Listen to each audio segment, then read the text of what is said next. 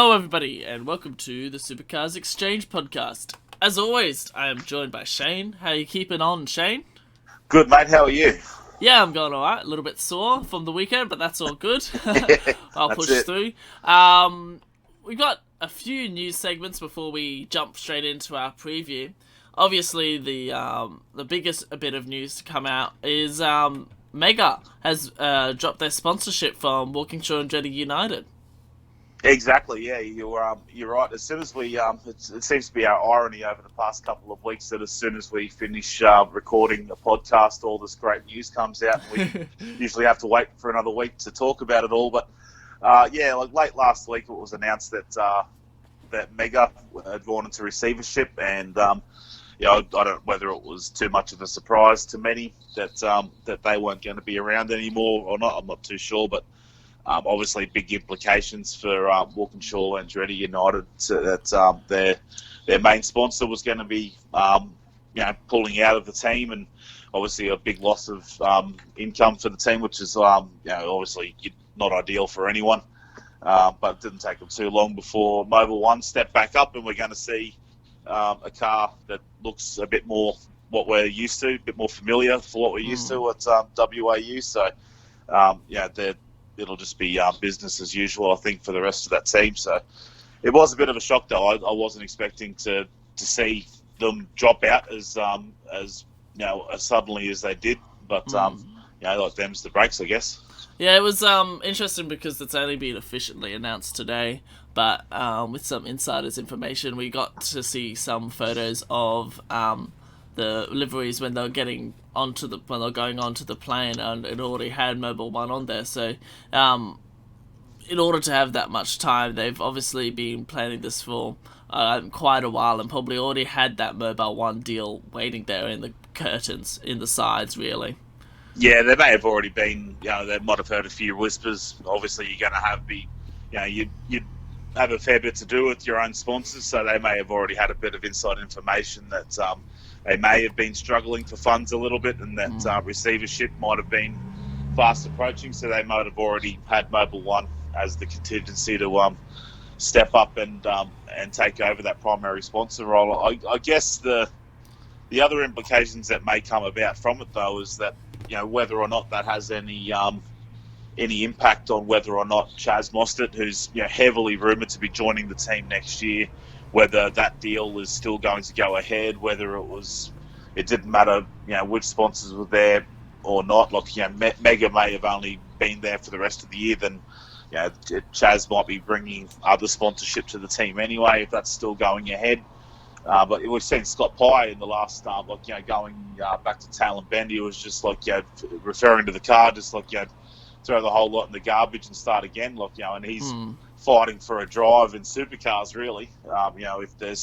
If he's to leave WAU, there hasn't been a lot of speculation as to where he might end up. I'm sure he'll find a seat somewhere because he is a good driver, but there hasn't been anybody, putting their hand up with rumours as to where he might end up if he leaves there. But it would be, he's, publicly bagging the team now, which isn't exactly ideal. Yeah. But, it obviously just goes to highlights just how many problems they have at that team. That the car is obviously not quick.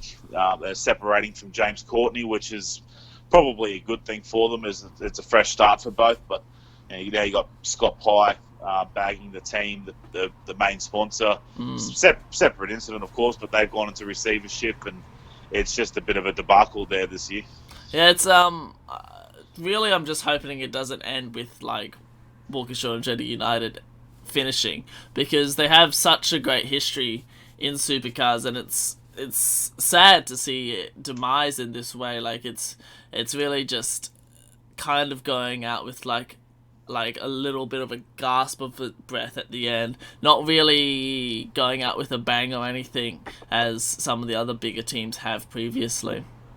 Yeah, you're right. I think certainly it's a massive fall from grace, and it just seems to be this year is the one where it just has gone from bad to worse. And they're going to want to hope they turn it around fairly quickly, or at least arrest the free fall. They've certainly got well-heeled partners in Andretti and United Autosport. So I don't think they're going to go bankrupt anytime soon. Like certainly they would be prepared to prop up the team a little bit if necessary, but they're not going to stick around and do that forever. You're not going to just keep piling money into a team that's slowly finding itself at the back of the grid more than being at the front.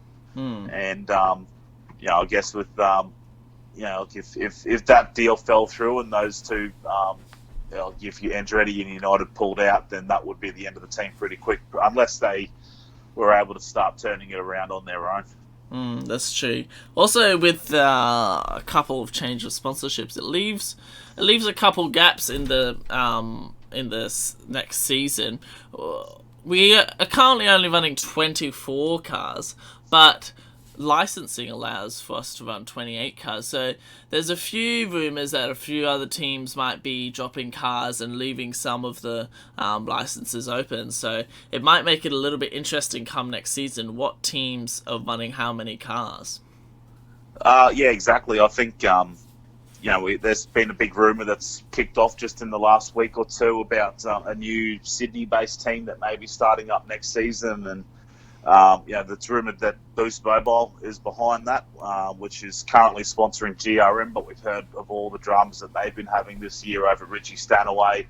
He was part of that issue, his performances versus, and certainly, GRM probably aren't meeting the KPIs as far as their performance on, the speed of their cars probably not where they ideally would want it. So there's been a lot of rumours that Boost Mobile may walk out at the season's end, and and that's been the new rumours that they may be looking to start a team based out of Sydney, which currently there are no teams based out of Sydney. They're all either based out of Southeast Queensland or Victoria.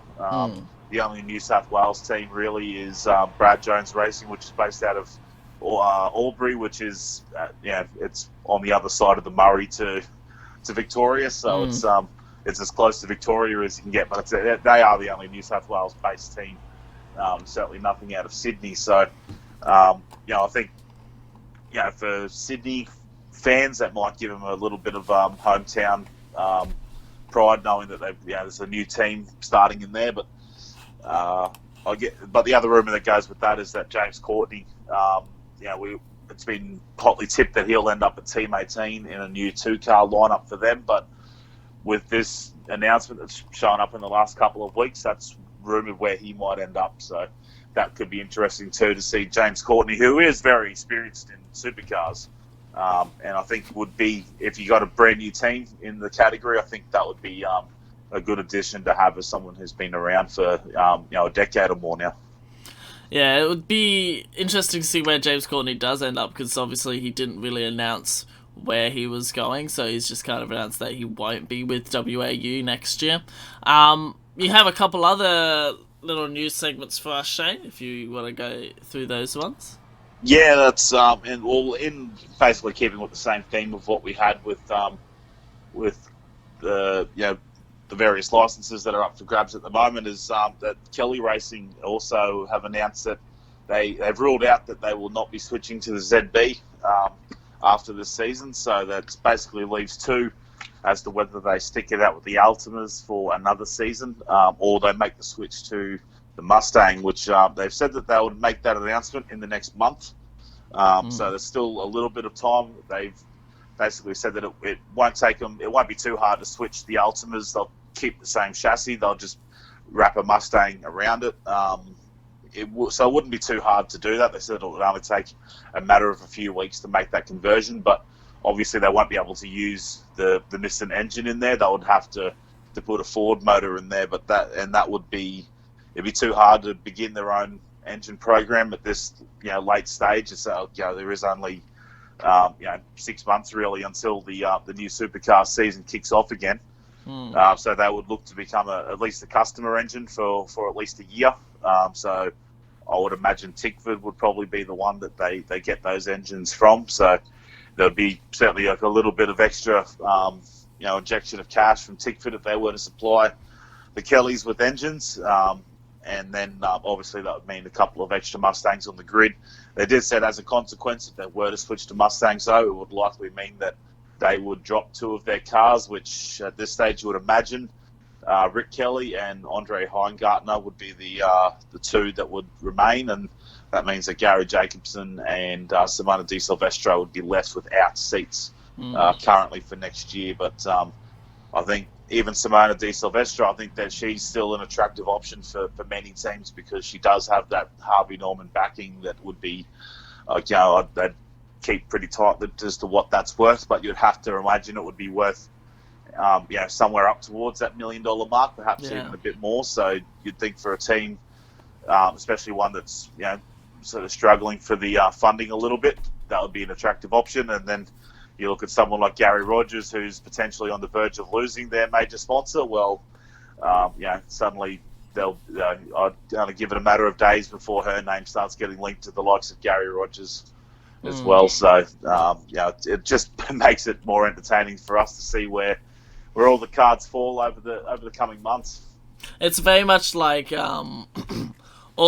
everything's right up in the air at the moment, just as to where everyone's going to go, and I think it's all going to be we're going to have lots of shocking and crazy announcements coming towards the end of the year, some of which I think will be what we expect, but I think there'll be some really crazy things. Like we've seen in previous years, drivers going to teams we wouldn't expect, or whole team switching to manufacturers we wouldn't expect. So I think it will be an interesting off-season because there's so many things that are changing all at once. So it'll make it entertaining for us, that's for sure.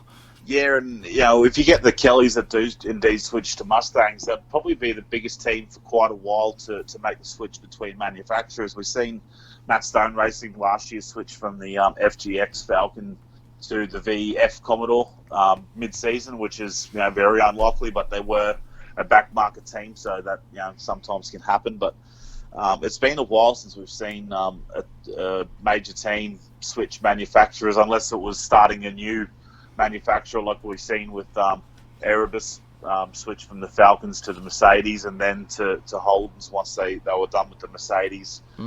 Gary Rogers went to Volvo and then back to Holden, and then the Kellys obviously went from Holden to Nissan, which they're currently still running. As far as just a straight swap, it's usually always been from Ford to Holden or vice versa. We had Brad Jones was one that was throughout the mid 2000s they switched to Holden, and then that was it was sort of big news back then that Brad Jones Racing is leaving Ford. They struck a deal with HRT because Brad Jones and Mark Scaife get along. They've been long-time friends, and I think they were able to broker a deal to have the then HRT provide engines for them, probably at a discounted rate or whatever perhaps. But like that deal came about, which secured their financial future a little bit more. So, and then obviously the big one was Triple Eight moving from Ford to Holden after Ford decided to withdraw funding from that team.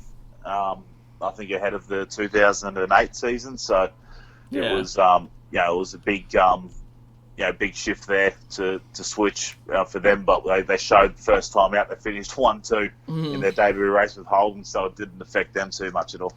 Yeah, it's I still remember when they made that switch. It was it blew up for like over a week or so, and that was like before social media was really big. But you just you saw it on the television all the time, and it was just everyone was like, "Wow, they actually made the switch." I was a bit shocked because I heard on the radio that Craig Lowndes had re-signed with Triple Eight Racing. I'm like, oh, that's good. He's sticking with Triple Eight. And then when I got home from wherever I was, my brother said, "Oh, Shane, Craig Lowndes is moving to Holden." I'm like, "No, he's not. The radio just said he's staying with Triple Eight." He's like, "No," and then my mum sort of confirmed it. Said, "Oh no, apparently he's signed with Holden now." I'm like, but that can't be. And then I've jumped on the internet and whatever, like, it might have been the official Supercars page and whatever, and then it was the whole team had gone to Holden. I'm like, oh well, that explains that. But then I was properly bummed out for quite a while because it was not only were we losing our best team, we were losing. We were always pretty happy that we had Craig Lowndes on our side of the fence as well. Yeah. But them's are the breaks. But so Yeah, I think. But yeah, it would be interesting to see if the Kellys were to switch to Mustangs. Obviously, it'd be more competitive versus the Ultima, but I think it would be interesting to see how they go compared to the other two Mustang teams. Whether we suddenly find them up the top, which would highlight again sort of what advantage the Mustang has over the field at the moment. And we got other news on that, which we'll get to shortly. But then, but if they did sort of find themselves still in the mid pack a little bit, maybe a little bit faster, but still sort of down around that back end of the top 10 or just outside, then a couple more Mustangs on the grid might sort of they might be spread out throughout the field a little bit more, and it won't look quite as bad. And nothing to say that the Boost Mobile team don't adopt Mustangs if they start up either. If that's something that they do, like they might look obviously this owner of Boost Mobile is not afraid to throw money around. So if he's he might already be knocking on the door of DJR or Tickford and saying if we're starting up, we want Mustangs, and you just name the price, and we want a couple of them built ready to go for next year. So if they want to be, if he's serious about wanting to start it, he's probably going to want to start with the car that's had the most success this year. So every chance we could go from 6 Mustangs to potentially 10 next year, which would be at least certainly even up the numbers, which was something that Todd Kelly said as well, is that there is a overwhelming number of ZB Commodores compared to any of the other manufacturers at the moment. So evening out those numbers would look better for the sport as well.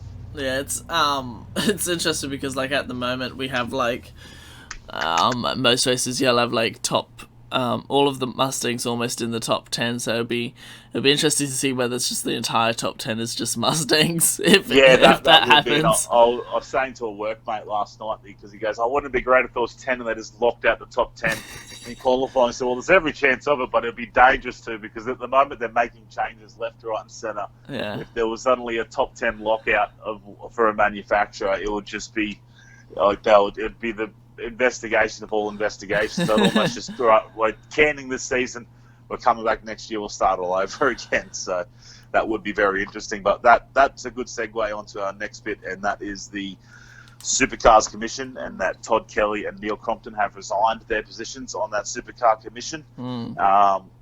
Rumours are that the latest round of changes to the ZB Commodore have something to do with it. They're saying that it's not entirely to do with that, but where there's smoke, there's often fire, and I think because according to some of the sources on the Speed Cafe website was that the Supercars Commission wasn't informed about the latest round of changes. It was the Supercars Technical Department that was acting on their behalf under the application from Triple Eight Race Engineering. No big surprise there. They are the homologation team. And so it was obviously the Supercars that approved it, and so we're going to have these changes. But from there, obviously Todd Kelly and Neil Crompton have decided to step down and hand in their resignations for that commission, which there are a few people on board. We have Sean Seamer, the CEO, who's part of it. We have the couple of other board members from Supercars as part of it. You also have Ryan Story, and from DJR Team Penske, you've also got one of the Tickford guys whose name's escaped me right at the moment. Then you got Brad Jones, and then of course Roland Dane as well. Tim Edwards is the one from Tickford. Yeah. So you've got those sort of a couple of leading, team owners and team managers in there from a couple of those leading teams. You did have Todd Kelly in there, so you did have all 3 manufacturers represented. Neil Crompton was sort of the independent one. He's obviously had a lot to do with supercars over the time. He's a commentator, knows a lot about it. So it'd be interesting to see what this does as for the future, as to whether we might see more members leave, or I think it's just strange that they didn't consult the commission about wanting to make these changes to the car. It'll be interesting to see whether we have another representative, so like kind of like a neutral representative, and also a Nissan representative, like step up to that position, because like you were saying, there's kind of like a representative from each manufacturer and each kind of like section, I guess, of like that manufacturer, like how you've got the homologation team for AAA, and then you've also got Brad Jones, who obviously isn't as fast, but is still needs to be represented in that commission. It's it's obviously very, very much to the technical side of supercars, but I don't think a lot of people realize that it's really not a good look to not be consulting the commission about these kind of changes, because it's really something that they should be consulted about, especially considering how many changes that they've made to the cars this season. Yeah, that's it. Like, we're up to round 6 now for changes this season. Like, we're only a handful away from a heavyweight bout in the boxing. So it's it does get beyond the joke a little bit. I'm not sure if you feel the same way. Like, as we talked about last week in the podcast, and I've mentioned a number of times before, I've never had an issue with Holden trying to make improvements to their car. Like, they've had a couple of cracks at trying to slow the Mustang down, or like even it up, like they've with the center of gravity, as well as trying to clip the wing and that sort of stuff. So they've had to go there. So the only other way now is to allow the other teams to catch up. But as we've seen at Talon Bend, there was that much aero on the cars now that they couldn't even overtake on a 1 kilometre straight. So yeah. I think it highlights just where there's an issue in supercars at the moment, is that aeros, it is another buzzword that they've talked about a lot this year. Parity is the number one buzzword, but because we have so much aero on the cars now, I think they need to drop that by like a lot.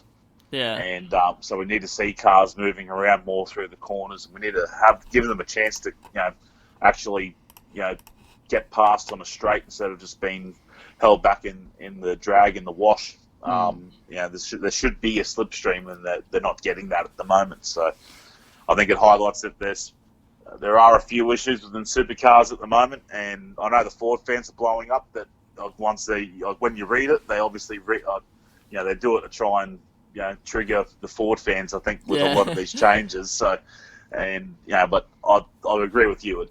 The commission should have been informed about, or consulted about it, because that's why it was put there. Because it's meant to have those representatives from not only the homologation teams, but from customer teams as well.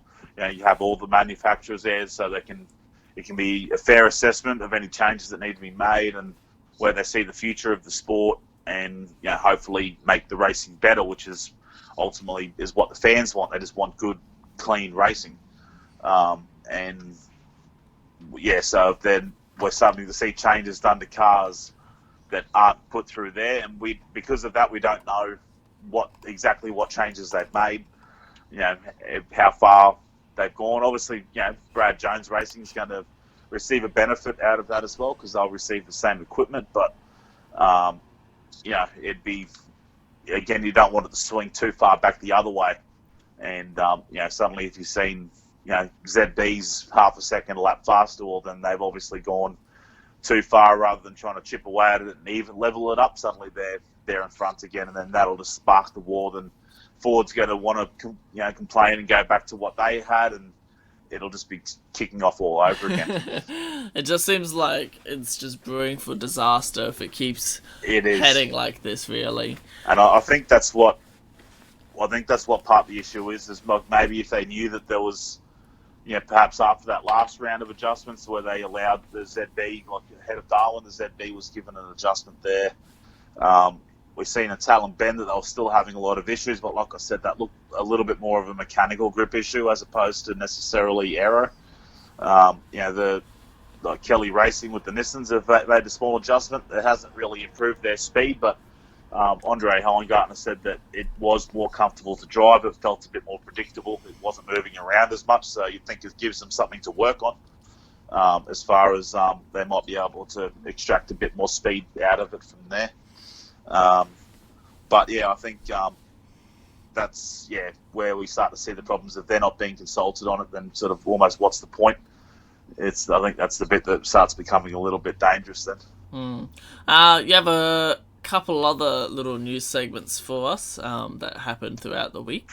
This one goes back a couple of weeks ago, and it's that it's the topic that started to come up a little bit more, that we're coming up on the the television rights needing to be re-signed again, and where the future lies for that, which would be interesting because we at the moment we actually like only a couple of weeks ago the former CEO James Warburton has joined the Channel 7 board, which is quite interesting. They were a former broadcaster for the sport, so it would be interesting as to for his appointment as to what that might mean for the future of supercars. Obviously, the quick answer would be that perhaps that might be he's joined the board or they've sought him for the board in order to try and lure supercars back to Channel 7 because it would be a pretty big money spinner for them.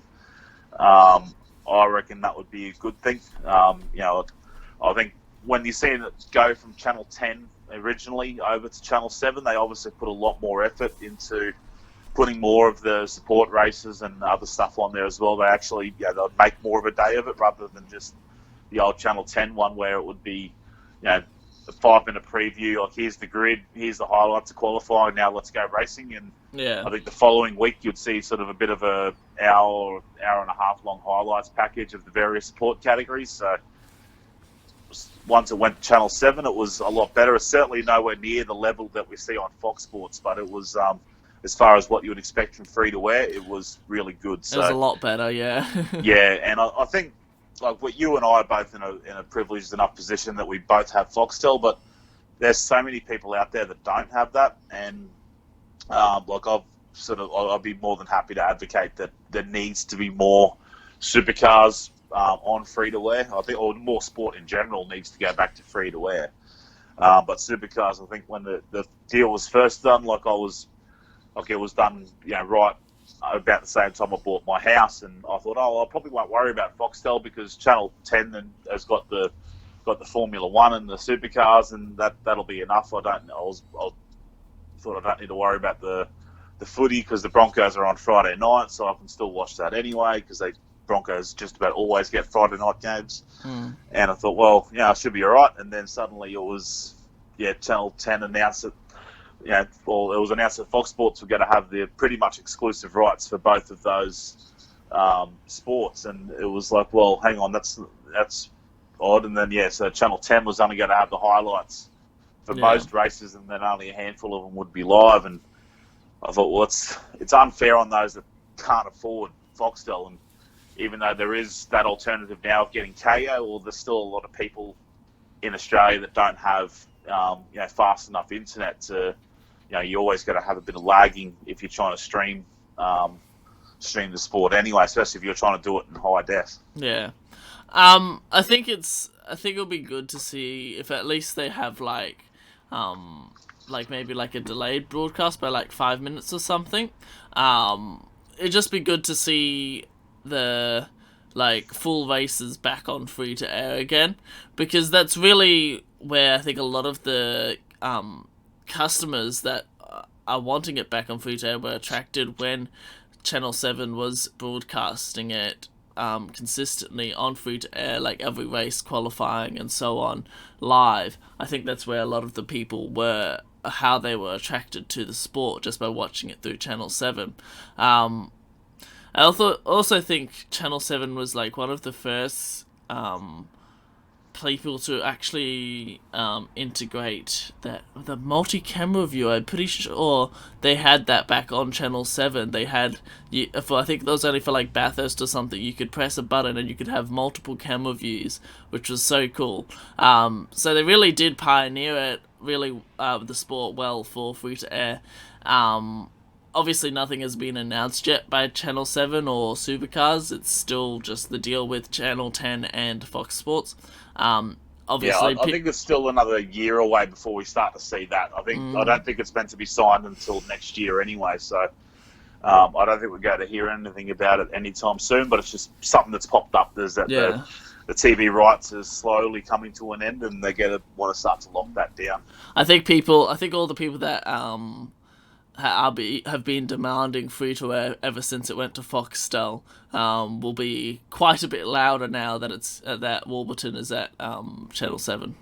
Yeah, well, that's you're right. I think I think the viewing numbers have declined a bit over the last few years, and that's purely because like there's a couple of million households around Australia that have Foxtel. Like it's not like it's only a couple of 100,000 that only have access to it. Like there's certainly a lot, and there's a lot that would have picked up KO in the past few months since that's been released. So I think the numbers would be there, but like it's meant to be a real sort of blue collar style of motorsport. It's not like, I know you definitely need that corporate dollar coming in. The sport wouldn't be able to survive without that in this day and age. But most of that fan base is a blue collar style fan base, and you can't forget them. And that goes back to the old Australian Touring Car Championship days. Brock, Johnson, Moffat, all of those names, and they're the roots that the sport needs to hold on to. And I think by having, they don't need every single race on there, but I think if they can have at least 3/4 of the calendar back on free to air, and then perhaps or like say half like live on free to air, and then the other ones maybe half an hour to an hour delayed. Maybe if Fox Sports are to keep it, and I still hope they do, because I'm more than when you see what they do, like we've never had supercars coverage like we do now. Like it starts at like 8:30, 9 o'clock in the morning, and runs right through until like an hour or so after the race. And you have every single, or just about every single support category. I know on the Sunday we tend to see another support race or two that they don't always broadcast. You'll still see them racing around as they're. You'll see Jess Yates and Mark Scaife, in the commentary box talking to whoever won the race. You'll see other cars going around. So there are a couple that they miss, but I think that the fact that we get to see as much support racing as we do, obviously all the qualifying, all the racing, and all the qualifying and racing's without ad breaks. So but you're paying for that privilege as well. So I certainly don't want to see them lose it. But if they're able to keep what they've got now and do it how they got now, and then Channel 7 had all of the racing on, a few of them live, and then the rest on like half an hour to an hour delay. I think that would be enough to keep the fans happy, even though it's not perfectly live. As long as they can see the whole race, they don't want to see a half an hour highlights package, because exactly, you still always, even though you'll still see all the best bits, but you still feel like you've missed out on a lot. It's not. It's just not the same. And so I think that would be better.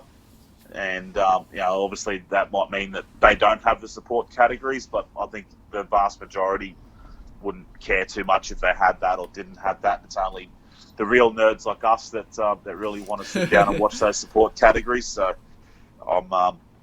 it'd be interesting to see what happens over the next 12 months as to where it might end up, or if it stays the way it is now. I think it would be a little bit dangerous to leave it exactly how it is now. I think they need to get more free to air back to try and bring the fans back, because when you look at those old days, especially the Tony Cochran days when he took over, I think the early-ish 2000s or perhaps late 90s, but he grew that sport, and he doesn't know a huge amount about motorsport, but he's a promoter. That's where he got his start. And, he was able to take that sport and promote it to being, it was starting to rival the likes of the NRL and the AFL in terms of popularity, because he got it away from just being a boys' club where just the boys sit down to watch motorsport to getting families around. And that, so instead of just suddenly having, one bloke and a couple of mates going to the race, it was a bloke taking his wife and his kids and meeting his mate who has brought his wife and kids along. So you suddenly get all those numbers up, which is, I think, what we need to bring back to the sport. For sure. Just touching on the same key as you're talking about with the support categories, one of the support categories that we haven't seen for a while is folding. It's packing up shop. Yeah, that's right. Formula 4, it's no longer going to be around. I wasn't overly surprised, because it wasn't. It was good. Like, it's obviously they're like 14 and 15-year-old kids racing these cars. So, you'd be envious of any 14-year-old that still gets to drive around as fast as what they do in these cars. But, I guess the cost of it was just started to get a bit too high, and the low grid numbers, like we only ever seen, fluctuating between 7, and I think we may have seen a couple that just hit double figures. So we never seen big grids. I think they were expecting somewhere up towards 20 cars to be on the grids. It never happened, and it's the slow demise of Formula 4, the popularity I just don't think was there. Also, the fact that all the cars looked the same, they pretty much had the same paint job. Just you'd seen the odd one that would have a couple of stickers for their own sponsors that were on the car. So it wasn't the most entertaining category of motorsport. I understand why they've done it. They wanted to try and introduce another pathway towards supercars, and then hopefully see a few of these drivers head towards Europe as well, and perhaps with a bit of luck make Formula One as well. So I can see the good intentions, but we also have always had Formula Ford as well as Formula 3, and Formula 3 sort of like fallen by the wayside a little bit over the past few years, but and Formula Ford was one of our leading categories as far as the supports go, and we barely see them anymore. So they've sort of pushed those other two categories aside, and to try and have a crack at Formula 4, and it just didn't really work out for them. So, but it does raise another question: is are there too many car support categories in Australia at the moment? When we look at what we see following supercars around, we've got the Super 2 and Super 3 going around there. We've got the Super Utes, which haven't proved to be very popular. The Aussie racing cars are extremely popular to watch. They're awesome. They're terrific to watch. And the Stadium Super trucks aren't really an Australian category. They're a blow-in from the States, but they're obviously great to watch. We got touring car masters. Then we see the odd other category that we see at a handful of. Obviously, got the Porsches as well. We've had Formula 4, but we're going to see the introduction of the S5000s later on in the year. So it sort of raises the question of, are there too many other support categories for a country of our size? Like, should they be looking to try and simplify that, do you reckon? I think they should, for sure. I think it should be something like because how most some of the support categories that we have, they're run by Shannon's Nationals. And we kind of just borrow them. That we don't see. Yeah, we kind of just borrow those ones for a couple races. I think it should be like, supercars, Super 2, Super 3, and then the S5000 when they're being run. And then when the Super 2s and the Super 3s aren't being, so when the Super 3s and the Super Utes aren't being run, it should be, then we could be using the Shannon's Nationals. But it really seems as though, like, for a lot of the support categories, they're just kind of just like bunching all of them in together kind of thing. It's never really anything that consistent. Like, where most of the time I'll start watching a weekend and I'm like, oh, it's these random support categories that we're having this weekend. It's great to see the variety, but like it makes it a little bit difficult to start like following along with some of like the feeder categories like Super 3 and Super 2s. It's difficult to actually follow them through. Obviously we've also got the T86s as well, which I forgot to mention. They're a pretty good category as well. Not just for the crashes, but obviously it's a pretty good feeder series. I'd say it's probably just below Super 3. It will be the next jump up would be Super 3. But yeah, I certainly think that I think supercars should stick more to the categories that they kind of own and they run as support categories, rather than picking and choosing all these little random ones throughout the year. Yeah, well, because when you look at it, you got the Shannon's Nationals. They've got several to themselves. I think that's where you start to see the Formula 3 involved in that as well. We see TCR now it's sort of headlining that series now, and but there's been a bit of talk as to how financially viable that is, because it is expensive to hire out the circuits for the weekend. You obviously need to try and find marshals and other volunteers throughout the circuit for the weekend, and then you need to hire plenty of other stuff for the weekend. You try and hire a couple of big screens. It was always one of the complaints that of the Shannon's Nationals is that there aren't enough replay screens, so you don't know what else is happening around the circuit. You can only sort of see what's happening in front of you. But then you've got St. John's ambulance. You've got to make sure there's plenty of those guys around for people that are feeling below the weather, and then get the food trucks out and everything like that. Then you've got to hire cleaners to clean it all up. You've got all of that, so it's not a cheap thing to run. And when I'm not trying to bag the quality of racing, but when it is sometimes the categories that they're either starting up themselves or they're ones that it really is a budget entry level motorsport. It is good for them to get some airtime, which helps obviously with their own sponsors and stuff like that as well. So I think it's important for the Shannon's Nationals to still have its place in Australian motorsport, but maybe they might end up having to reduce the number of venues that they go to around Australia throughout the course of the year. But as far as supercars go, we got Super 2 and Super 3, which I like because it's a place for those older supercars to go. They don't have to all end up in a museum. They're driven and not hidden, which is always nice. Or they don't just get sort of broken down into parts or whatever. So it's nice to have a place for them to go, and we often see them sort of alternating. We'd see a couple of rounds where they're both there, but they tend to alternate a little bit. So there's at least sort of a second category of supercars there at most rounds throughout the course of the year. But maybe they might look to simplify that and try and merge the two just into being the Super 2 series, but just allow those, perhaps run it as like a two-tier category, so you see those like that first generation of car of the future. So it's why you still got the FGXs and the VF Commodores in there, but then you might have that older one where we see older FG Falcons and VY Commodores and VE Commodores, and there might be a separate tier, because even Super 2 this year doesn't have the same size field it's had in previous years either. So you can see that there's obviously a few outfits there that have been struggling for funds over the past couple of years, especially, and the easiest way to notice that is the grid numbers start to drop. So maybe to try and simplify it for them is to merge those two categories together. So I think when you see a few of those sport categories, you often see sometimes the same drivers competing in multiple.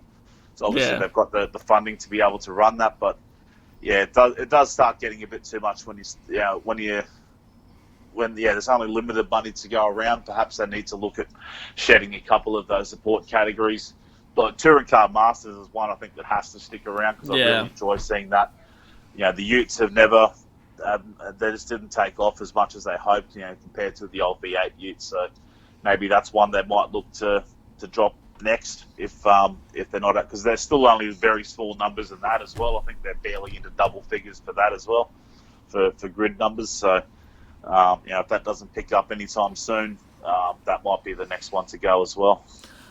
Speaking of support categories, for this weekend we don't have any of the normal categories that we have, besides from the supercars. We've got the New Zealand version of the muscle cars and the Sasayong Utes, as well as the New Zealand Touring Car Championship. And then also it just says support categories with a practice session and then races. So I think one of the support categories is either unannounced or hasn't been decided or something, because there's a 20-minute gap for a practice and gaps for races as well that just say support category. So a little bit strange, not sure what's going on there.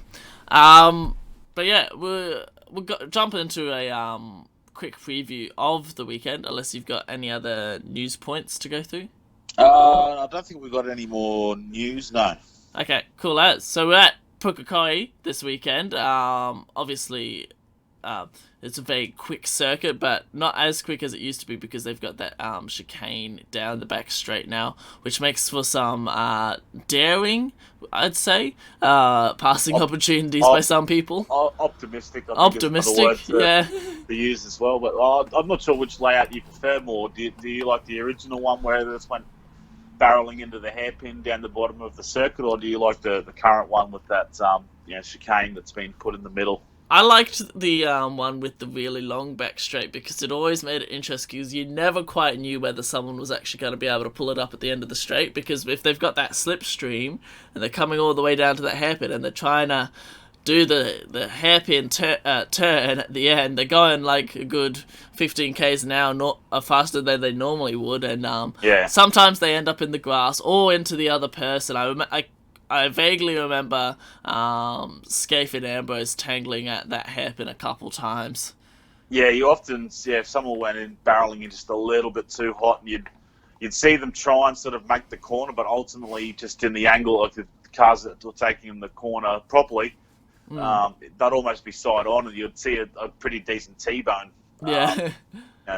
For the two cars, so it did create some entertaining first laps. Or safety car restarts are also another one that were interesting as well. I prefer the original one, but I guess for safety, I think it works out better how it is now, and it does give you an extra overtaking opportunity because you do see the odd move into the new chicane, but surprisingly, they're still able to make that late dive into the hairpin still. Yeah. Despite it all sort of comes down to that traction out of the left-hander as you're coming out of that chicane, and it wasn't too uncommon to see a move into the hairpin, despite only a short run down to it. Last time we were here, it wasn't. It was right towards the end of the season. It was the second to last round to Newcastle, so it was very much getting to the pointy end of the season. Shane Van Gisbergen won the first race on the Saturday, and then Scott McLaughlin on the Sunday. Obviously, we also had that really massive accident by Fabian Coulthard and David Reynolds, which was pretty dramatic to say the least. I just remember watching it live, and Reynolds and Coulthard colliding, and it kind of just focused on Reynolds as he went into the wall, and then it's like, oh shit, wait, Fabian Coulthard is on his roof. So I think was that not the year before? I thought that was the year before. I know he had a big accident last year too. I thought he went wide at the final corner. And did he flip on that one? He might have flipped on that one as well. I don't think he's had a good time at Pukekohe anyway. Yeah, that's why it might be hard to try and narrow down, because he's often found the wall, and if he has, he's found it pretty hard. So yeah, he's definitely had his fair share of accidents there. Considering his recent form in the last couple of rounds, he's probably not looking forward to it. He's really not looking forward to it. Yeah, the New Zealand luck really doesn't seem to be on Coulthard's side whenever he goes to Pukekohe. No, it's almost like the Mark Webber Australian Grand Prix curse. That he can do it all right everywhere else, just not at home. Yeah, that's it. I think it's going to be probably very much a straight line circuit. I think it would give us a good read coming into the Enduros. He's got form. It's obviously Pukekohe is nothing like Bathurst, but I think it will give us a good read for who's going to be fast at Sandown, because they're both pretty similar layouts. They're both with very long straights and some very difficult high-speed corners at some sections. Yeah, and the horse racing track in the middle. Yeah, that's it. And they've actually involved that horse racing circuit a couple of times in that massive accident. I think it was David Bernard, in the old WPS one, that massive accident late in the race in about 04 it might have been, where he's taken out one of the speaker large speaker towers or light towers that were just on the edge of the horse racing circuit, and that was pretty much in the dark at that accident as well. That was a massive one, so certainly one of the highlights for Pukekohe, which it always throws up some really good racing. It is a bit of a highlight on the calendar, despite on paper it doesn't look like it should be the most exciting, but it is a little bit like Sandown. You got those sort of like little left-right chicane before heading out into the back straight. Looks very similar to that, just sort of a mirror image of what you see at Sandown. And then that nice long back straight that is interrupted now by that little sort of balloon section that goes back towards going to chicane. But yeah, I think it's a little bit. Yeah, there is a little bit that depends a bit on the aero of the cars. Like I think when you come out of that hairpin, you've got that very fast left and right. You're going to want a very planted car there. You're going to want good mechanical grip, which again, that buzzword of Twin Springs, that might unstick a couple of the Holden teams. It might make it a bit more difficult for them, where the Mustangs might be nicely planted going through those couple of corners, but then we've seen that the Holdens have a slight advantage in straight line speed. So, the Mustangs are going to have a hard time trying to pass them down the back straight. So I think it will be even. And like what we've touched on, the aero, there's too much of it. You're not going to get much overtaking anyway. So I think the tyres might have a little bit more of a factor into how much overtaking we see this weekend. It's also difficult to play yourself in with strategy at this circuit since it is so short, and the pit lane is actually very long. It's almost like half the length of the circuit.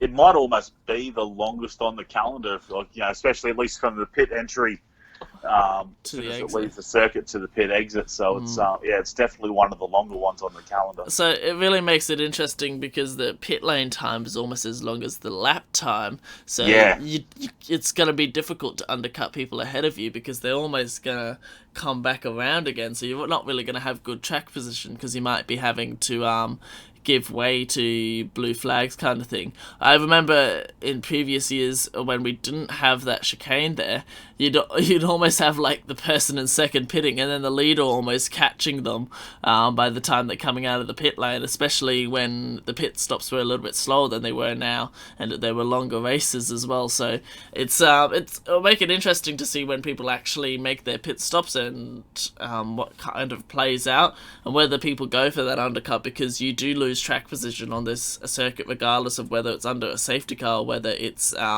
in green flag running. I reckon you're probably not going to want to stay stationary for too long and put a big wad of fuel in at one time. So I reckon you're going to see, on the Saturday, we're not expecting to see too much in terms of fuel drop. Maybe just a little splash and dash, but certainly the Sunday race, I'm not going to be surprised to see it's split up fairly even into thirds.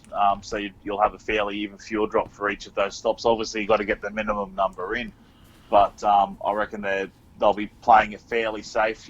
And of course, because if a safety car comes out at the wrong time, you can drop a lap down and not have any chance. It'll ruin your day really quick. So, I think that a lot of at least the front running teams, they're going to play it fairly safe. And I'm not sure how many laps it is on the Sunday, but I think it'll be around that third lap distance. You'll see most teams come in, or front running teams come in, and then they'll wait till about 2/3 in, and make that same stop again, which is a little bit what we've seen like last year. But last year it was both days were sensational. I think we had what was it, McLaughlin second on the Saturday, then Gisbergen winning. It was the famous door gate with Gisbergen parking McLaughlin in and claiming, "Oh no, I didn't know I was that close to him." Well, yeah, right.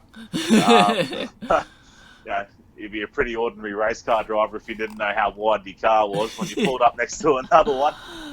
But it was it was just good gamesmanship. But then McLaughlin answered back the best way possible the following day, and he held off a fast finishing Whincup who was slowly closing in and held him under intense pressure, which is what I was saying earlier in the year about how McLaughlin held off Van Gisbergen at Ipswich.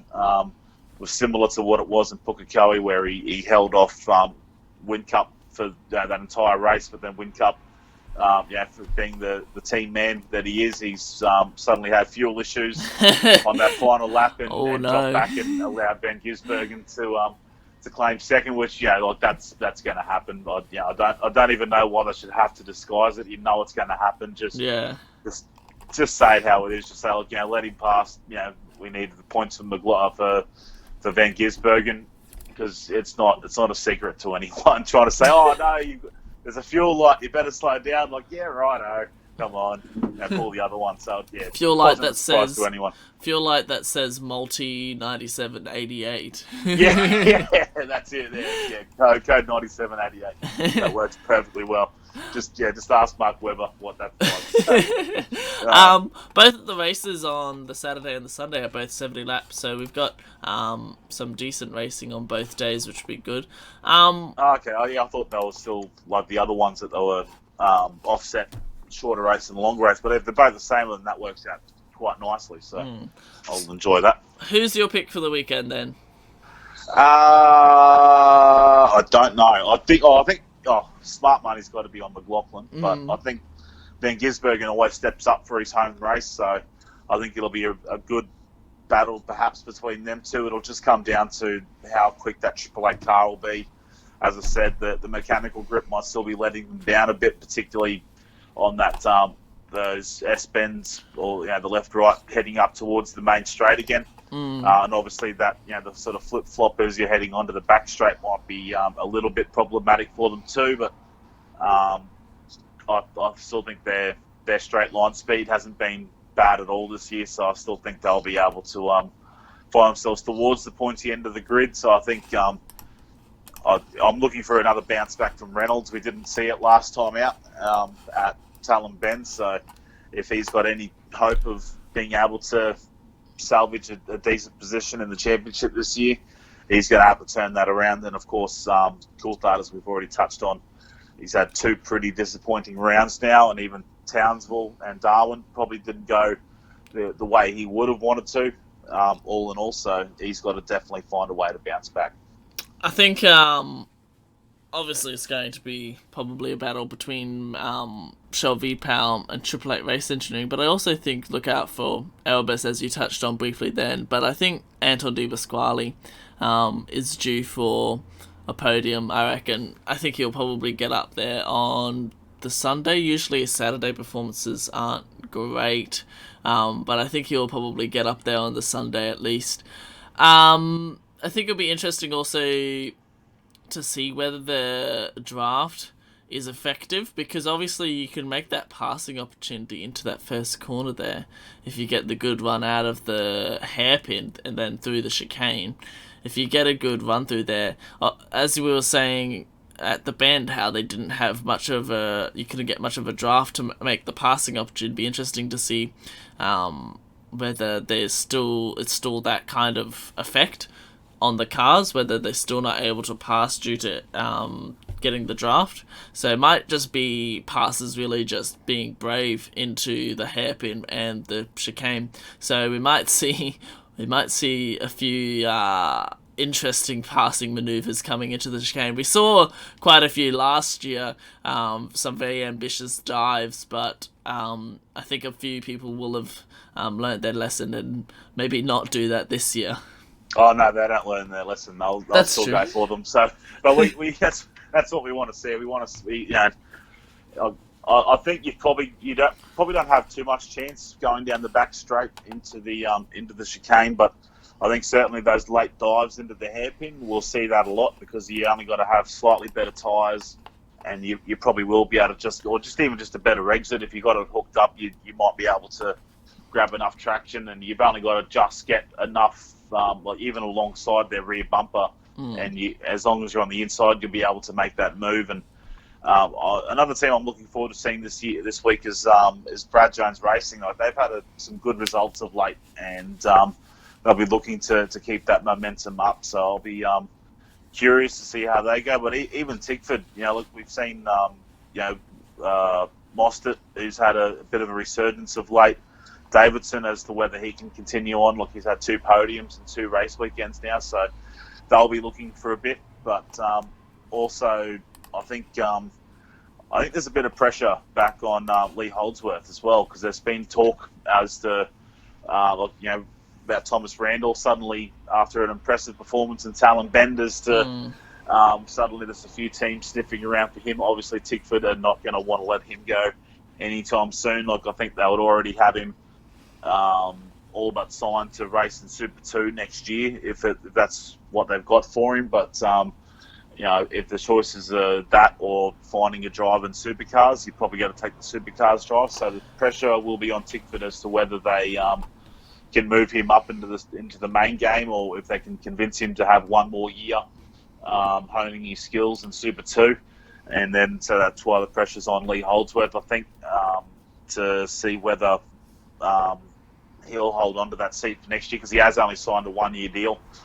But then again, you still might have Mostert leaving yet too, so there's no reason why there suddenly might be a couple of seats open at Tickford, and it'd be interesting to see who they look to fill those as well. I really do hope that Randall takes another year in Super 2 because we don't want to end up with another incident of young drivers coming through to supercars too early, because we've seen what that's happened previously, with drivers showing promise and then jumping the ship to supercars too early and then just falling too short of the mark, really. Yeah, especially if you're in a front running team this year. Like if you're, we're seeing with Lee Holdsworth in the early stages this season when you had Mostert up the front challenging for podiums and grabbing a race win. Cam Waters was up there doing the same sort of thing as well, and Lee Holdsworth was down in the mid pack, and suddenly it was like, well, what's he missing that the others have got?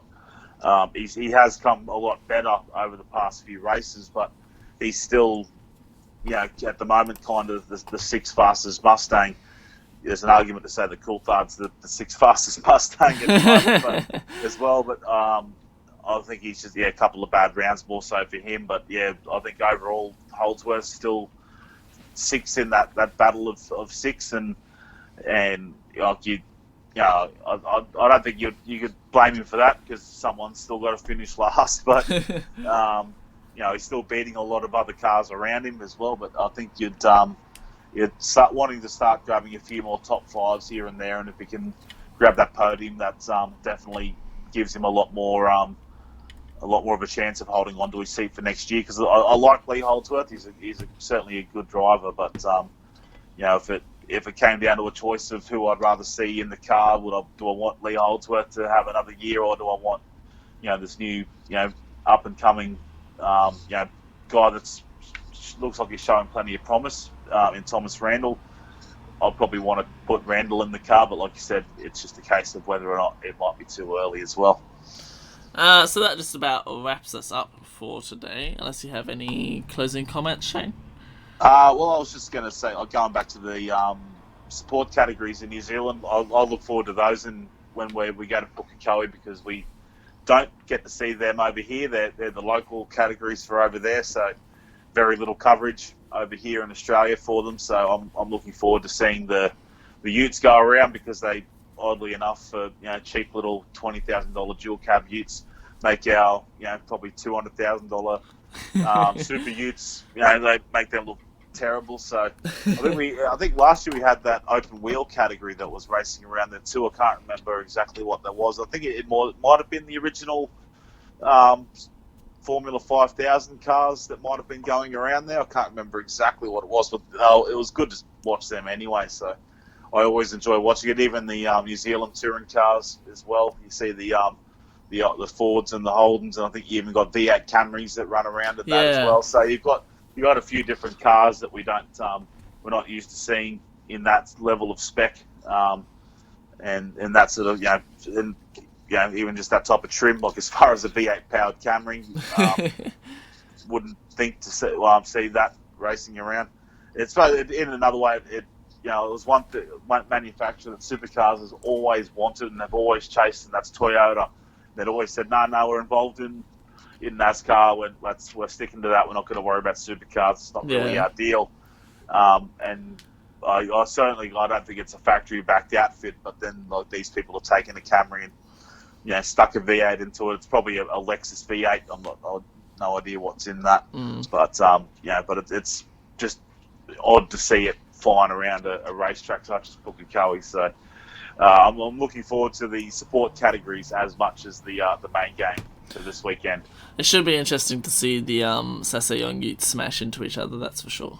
Yeah, that's it. But again, look, if they roll one, they're 20 grand to replace, not like exactly. I don't know if they're quite 200 grand worth over here, but it's certainly six figures for sure. So I think that's where it's probably where they should have looked at as far as our Super Utes category is concerned, is to keep them cheap, not make them modified race cars, and I think that's where it's letting itself down at the moment. Also, a lot of the time, the target audience for supercars is like basically the Australian bogan, really. That's the main target audience that it was originally, and they're going to be buying Sasayongs most of the time because these utes that they're racing in, the super utes, are like 50,000 or above.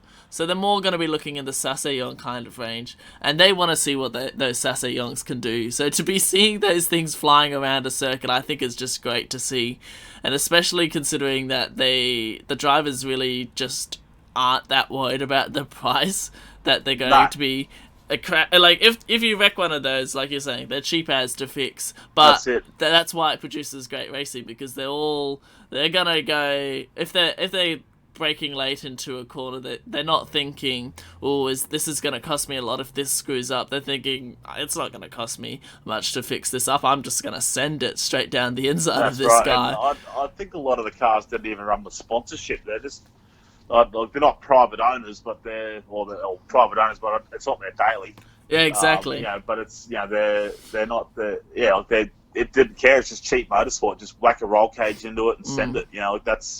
That's what you want to see in that level of motorsport. So I'm looking forward to seeing them. The New Zealand touring cars are always entertaining to watch as well. So overall, who's your tip for the weekend if you were to pick your top three drivers for the weekend? I go McLaughlin.